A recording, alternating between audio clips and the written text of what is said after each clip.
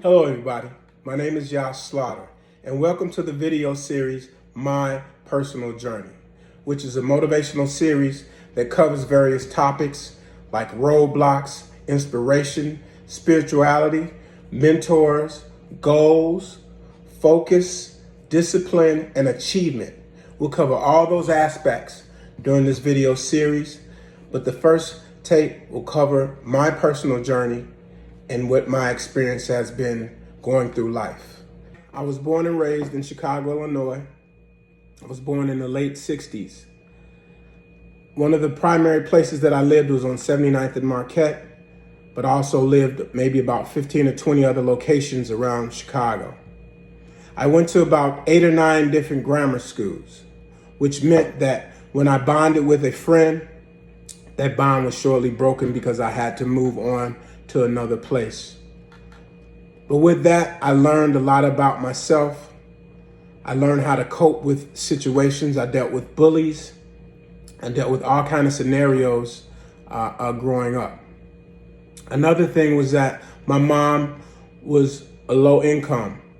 We received government assistance. So that means at times we didn't have food to eat. We would go to the pantries and shelters to get food, to have some food to eat. We had no phone, we didn't have a car, and at that particular time, it was just me, my mom, and my little sister. There were men that came in and out of my life, but there was no stability with that situation. So in my mind, I didn't really realize what was going on. As I reflect back on it, I look at the situation and how I dealt with it and how I handled it and how I developed from it, which made me who I am today. Growing up, going to school, I had no motivation because when I went to school, I did not see people that looked like me in a positive light. I can remember seeing and learning a lot about slaves, just uneducated black people.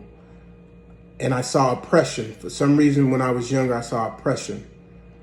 But at that particular time, being young, I had no vision, so I merely went to school, but I wasn't motivated to learn. So going to various schools in different schools, one particular year in 5th grade, I went to a school called Myra Bradwell. I got there at the end of the year, and I didn't have the scores to go to the next grade because I came to the school so late. At that particular time, we didn't have the money for me to go to summer school to make up for the miss. So I had to repeat 6th grade, which put me back a year.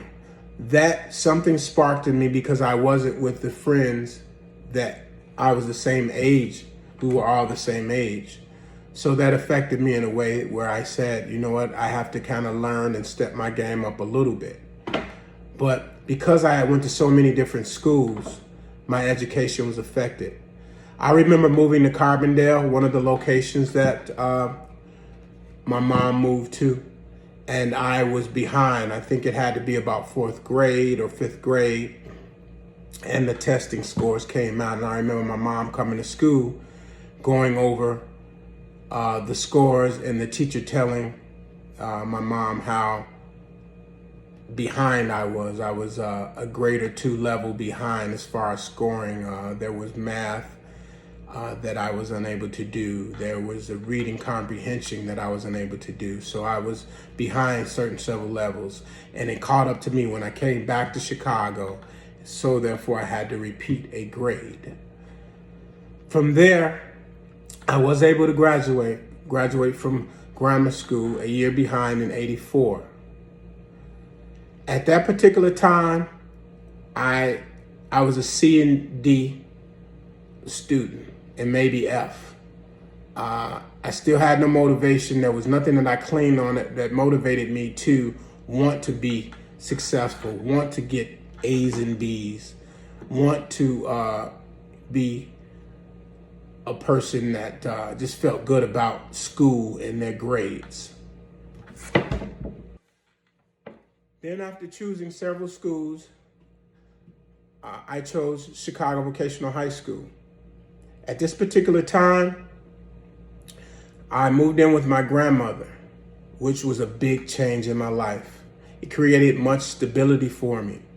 I had meals to eat. My grandmother gave me $5 a day to get on the bus and to have food for lunch. After getting to CVS, Chicago Vocational, I fell in love with football. I tried out for the football team as a freshman on the sophomore team, and I made it.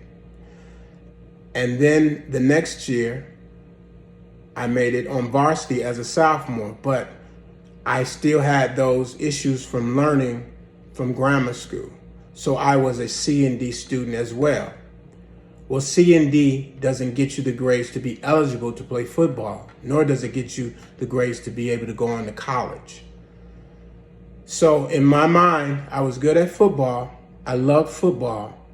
And my coach told me at that particular time I had behavior issues as well. I remember going to the disciplinary office several times. And my coach told me, son, if you continue to get in trouble, get into fights, and going to the office and being a troublemaker, you will not play football on my football team. I loved football at that time, and I thought that football would be a way for me to, I thought that I would go play professional football and take my mom and my sister, out of the hood, so to speak. Provide us a living, provide us a home. So I started to focus in on my grades.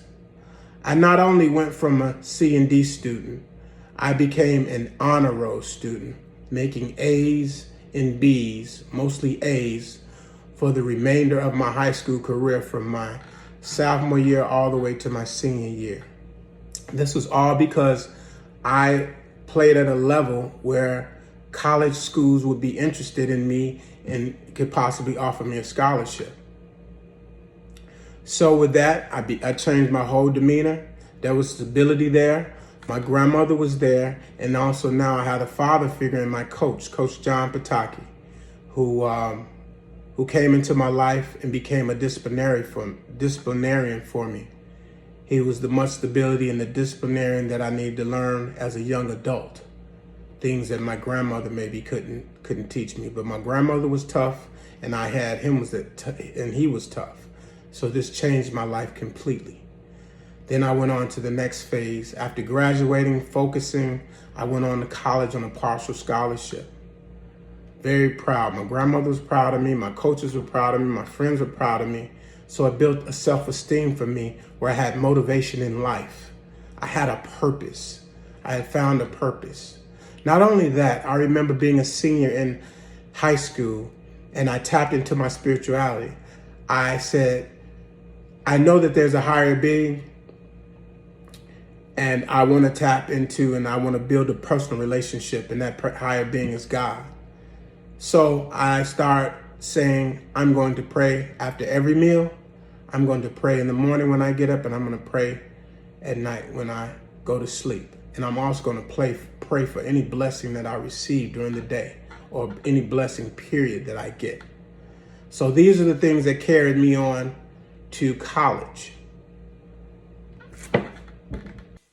Once I got to college, I had to learn a whole new system of learning, which was a challenge because I came from Chicago Public Schools and I was behind. Even though I became an honor roll student, A and B student, there still was a curriculum at the college level that I was not at the level. But because I had been through so much adversities in growing up, I learned how to adapt to my environment. I learned how to adapt to the situations that I was in. And this is all because I had all those multiple situations of moving around, of having to learn how to survive with minimal food, with no phone, no vehicle, learning how to survive in the streets with gangs to maneuver throughout the situations in the community.